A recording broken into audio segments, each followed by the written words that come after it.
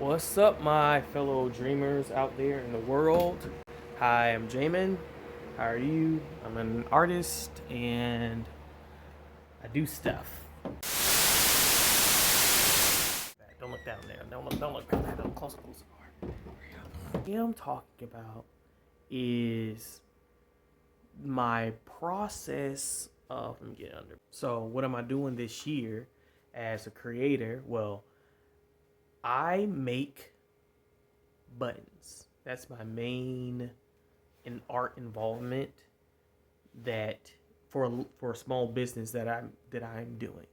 Now, I wow, originally it literally just came from exploring of like artistic things to do. So that's one thing. That's originally the origin story of all of this. Um, College, want to make a comic, buying comics. Well, paying for comics to be made were kind of expensive outside of a regular college kid's budget. So I was really trying to figure out, like, man, how is this actually constructed? How do they get the pages? Look how the pages look. And American comics and Japanese manga are completely different in some aspects. A lot of times the paper and a lot of times the end goal, right? So old school comics, American and other, it was 10 cent. It was kind of it wasn't a throwaway, but it wasn't something to collect. It was something to read, and you're gonna be getting something probably next week or next month or something like that. That was the initial plan. Same thing with Japanese weekly comics in certain. They actually have like kind of two editions. Like they kind of have a more archival editions, and then they kind of have the throwaway where that's where you get this more grainal paper because it's really not archival like that. It's going to yellow. It's going to do all this stuff. It's really for you like a weekly read. So it's cheaper for you. It's cheaper for the production to make it. Bam, boom. So that's why a lot of mangas you see that like that paper's kind of brown because that's the whole point. In traditional comics it was like that too. Black and white stuff. They really weren't doing color other than covers. But now it's different. A lot of comics, and I don't have any physical. Yes, I do. I can tell you. I can show you right here. I'm pulling out the comic because I am that guy. Yeah, Gargoyle. You see that? I'm opening a page. Okay, so you can see. I hope you can see. But these pages are glossed, colored.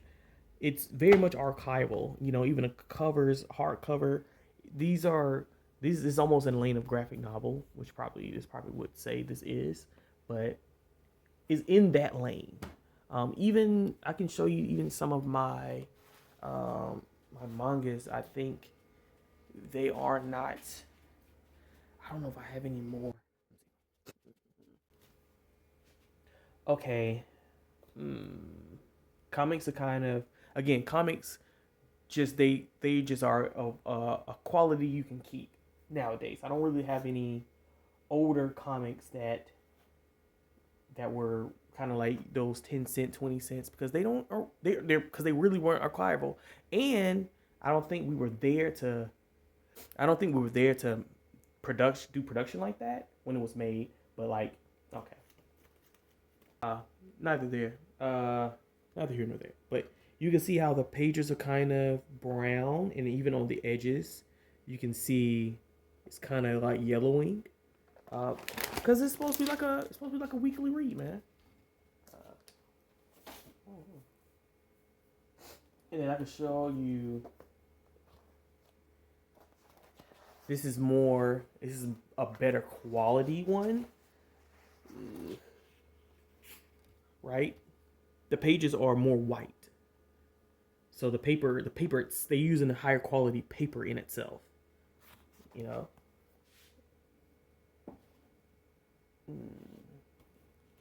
So those were. I don't have a again like I said I don't. I kind of do, but this is a kind of a trade back. So this is a comic. This is called Shadowhawk. This is a trade back, but if you look at the pages, it's the quality of the paper isn't great, you know. And this is really not a traditional because it's a trade back, but you kind of can see, right? You kind of can see, as a matter of fact, you kind of can see kind of the edges a little bit, but I don't really have a great example of that for the comics. Um, but yeah, a lot of my, I don't think I have a lot. I don't think I have any really that are like traditional, you know. But it's neither here nor there. So, well, I got into that. I mean, I was very interested in like how it just like first of all, I just want to learn how it was made, you know. So I just wanted to learn how it was made, how things were constructed, and so I can read it, so I can do it. So like, man, I know how to do paper. I mean, we like literally in classes learn how to cut and put it on poster board. So like, I'm literally in college learning this stuff. I should be, I should be able to figure out how to make a book, and I did, and it wasn't really that like $20 here, paper there. I got a printer, got stuff at school. I got I got a printer at home. You know, I print out stuff now. Ink ink snuck up on me. I was like, ooh, that's gonna cost. But then sizes, I was like, oh, I could do. Matter of fact, I like a smaller size book. Do I have it? I should have it. I should have it. Yes, I do.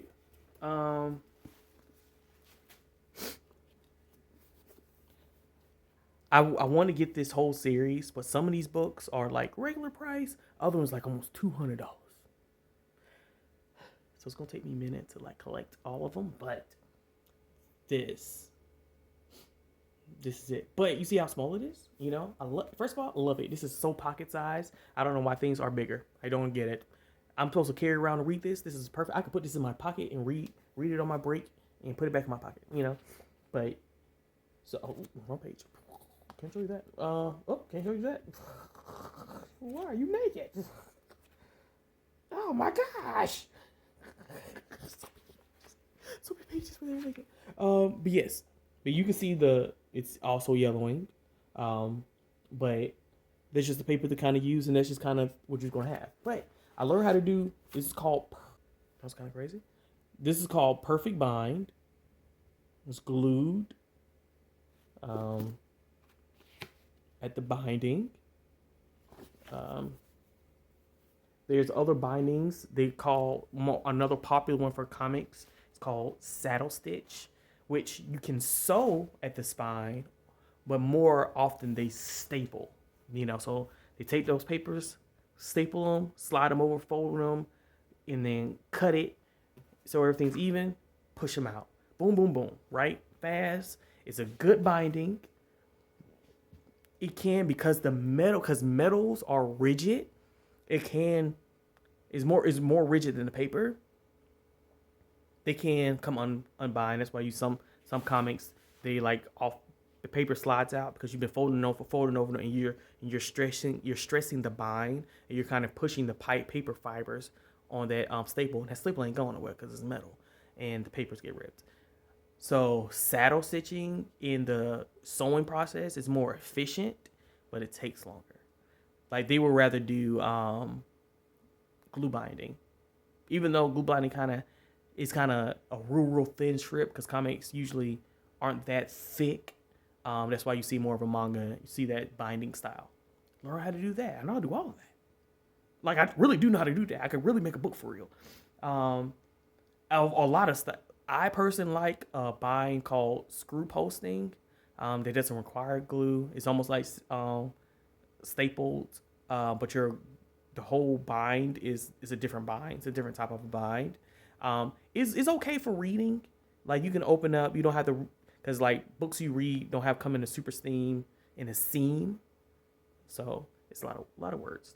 Just know I like that type of bind. It has good and bad things with it. It doesn't lay flat, etc., etc., etc. Why am I bringing this up? Okay, so learn how to make comics, right? Made a comic.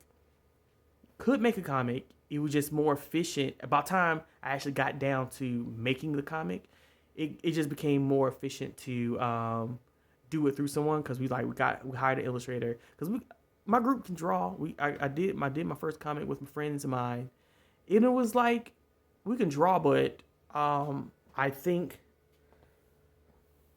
I don't know if they weren't confident. These guys can draw. I don't get it. But we couldn't. We just. I didn't want to draw a whole comic myself because it's a lot of artwork. I don't know if you know, but comics is a lot of artwork that has to be consistent and look good the whole way through. So I didn't draw that. And I did the concepts that we sent to the illustrator, and he illustrated the book. And then we just found, because of course we could make the book. We had the pages, we could have printed it out. I had the self stitch. I could have did it all myself. We had cutters. We could have cut the whole thing ourselves. It was just like, let's go through the full process. It was kind of an intrigue. We were kind of intrigued. Let's go through the full process. We went through the full process, and we found a company that produced it. We made like 100. That was the first one. Yeah. It's called Animal. And we did that, and we kind of have a budget. Like, okay, it's gonna cost around so money, even though it goes up every year. Today's price is not yesterday's price. Remember that. But that was interesting. I'm in the game. I fully produce 2 official comic books. One's on Amazon. So I help write. I help do illustration. One looser than the other. You feel me? So I think I was definitely there conceptually, deep conceptually. Where is this plot going? Where is this going? What are we trying to do? What are we trying to accomplish? One of my friends did the actual physical writing part. We looked up conceptually of like character designs. I kind of drew some of them, but majority of that for the first one, we let the artist do the artist thing. We had to do revisions. We had revisions. And we got it produced. We got it illustrated. He did the lettering digitally, and we got it printed. We got 100 copies printed. And then our next run, I don't know, we did official print run because we learned, first of all, we still got these comics. Second of all, where are we going? We didn't have a plan to go nowhere. So I think we did get some printed. But majority is on, the second one is on Amazon on KDP. We did it through KDP. So it's like print on demand type of deal because that's just most efficient. If you want it, you buy it. No hard, no foul. We just make less money, But yeah, I did all that. And I enjoy it. And what I did, in the process, I learned I do not like being a full illustrator on that scale. I really don't like client on that scale, and there's nothing bad about clients. It's just I'm not going to have my services. There are certain things I am going to have my services, and that's what I'm going to talk to you about today. Hey, my name is Jamin. I am a button maker. I am a crafter. I make things. I have skill sets for the wazoo for no reason at all half the time. So that's what I'm here for. So all those skill sets, I was like, man, okay, I wanted an IP. We have bodies of work, we have written stuff, but we don't have anything attached to it. So a comic book was a good idea. You got into our world, you kind of understood, and we could sell you something. It's all the basis, right? So it just okay, I have 13 solid stories that I can go into. I can do a first chapter today. Easy. 20 pages. I can do it right now. Meaning I can write, and if I was gangster enough, I could, illustrate it. Probably not gonna do that. But I could. I had the skill set. I could. Watch your mouth. So I can do that, but to what end? Right? To what end? What do you mean? What am I doing? To what end? Well, what do I mean by to what end money-wise? I'm going to pay for Illustrator? That's close to $900 a pop, which is crazy. Yeah, 20 pages? Yeah, it's close to $900 a pop. That's on a low end. So we're gonna do math. Say that's 1,000. So right now that's 13 grand. Now, regardless, if I did that and if I had 13 grand to give to illustrators, hopefully I get a discount. But they're all gonna have kind of different art styles. So I have them kinda, right? Because I got different conceptual in my head, how characters look, how these worlds look. If I had $13,000, what would I spend that on making comics? I will have to like get a grant, and you can only use it for comics. That's the only way those comics will exist. I'm just being honest. If I had 13 grand to use for my art, like for a grant, I'm probably gonna buckle down and illustrate a majority of these things myself and produce it on KDP, and probably spend that time and money on hiring animators to do like a little like a mini short, like something that's like a minute. So I'd rather spend $13,000 on 13 minutes of animation promoting the comic and me doing the illustrations to the comic than making the comics. Because I went to school for animation. I love animation. I love 2D animation in particular. And that's just a love of mine. And comics is cool, and I love comics, but comics is not a love of mine. If that makes sense. And hopefully it does.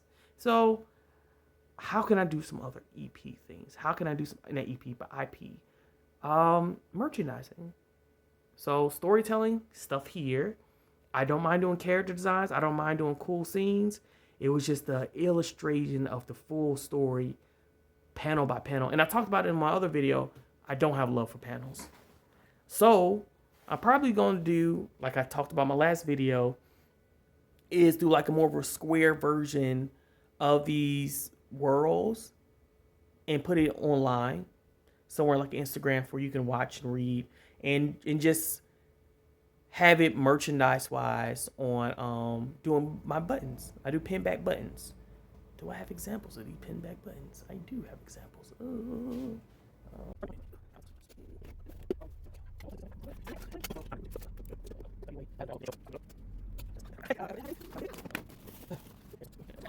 So my name is Jamin, and I make buttons, and these are the type of buttons.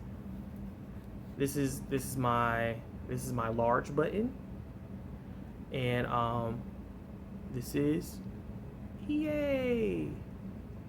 Bum, bum, bum, bum, bum, bum, bum. So that is from a comic, of an old comic. Like we just said, pages yellow. They really weren't meant to be really archival. So this kind of helps that it's in the protective plastic to kind of preserve it and give it another life. And you can wear it on you during like conventions and whatnot, and be like, oh, I know what that god character is. Who's that character? It's like Yu Hakusho. What you mean, brother? So so like I do believe like giving things a second life. I do that. I would never buy a new car, and I'm really about that. Like things should be able to last longer than what they are, because that in itself saves a lot. The fact that things can be recycled and reused, because things should have value, and it doesn't mean you need to keep it, hoard everything. If you like, man, I've read this book 20 times or cared about this characters or whatever, give it away. Let somebody else experience it new and everything. Like I go to Goodwill all the time. Like I barely find comics anymore. I used to find more, but books and other things that like, oh, I have a use for that, and I get those things. Someone used to, now it's another thing. Anyway, so the what I am here to talk about was like, I do make buttons, and how I got here. Right, I got here because I am just artistic and I like that stuff, and I think, man, that was cool. I made a button. I got a button machine, and I was like, wow, yeah, I have older comics, or I found ruined comics that weren't that great or weren't like pristine condition, and they can go into another life. I even met a guy who used to do this in the 70s, so this is not a new idea. So I love it. I love always anything like, oh, you think you're being super unique? No, I want to find people who did the same thing I did, so I don't feel crazy. he did it. He made money from it. I can do it. I can make money from it. You know. So that's a cool thing. That's why I came here and talked about is literally like, yes, I make buttons. That's how I got here. And I'm going to do other things that's kind of renewable, you know, bookmarks, covers of books.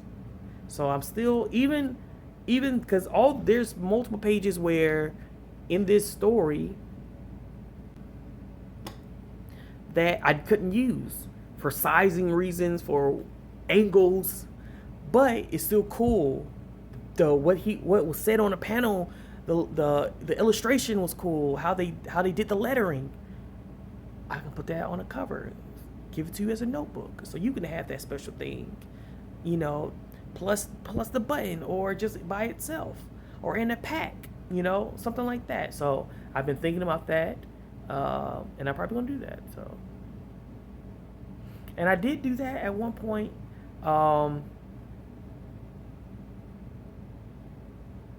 I overthought it. I'm like, and I do that a lot too. I did overthink it. And that's okay. I know that's a kind of a not a character flaw, but it's a human flaw in me. Hey, it happens. Yeah. So talk to you about if I have something else. I'm coming to you. I'm gonna try to come to you more than a month. All right.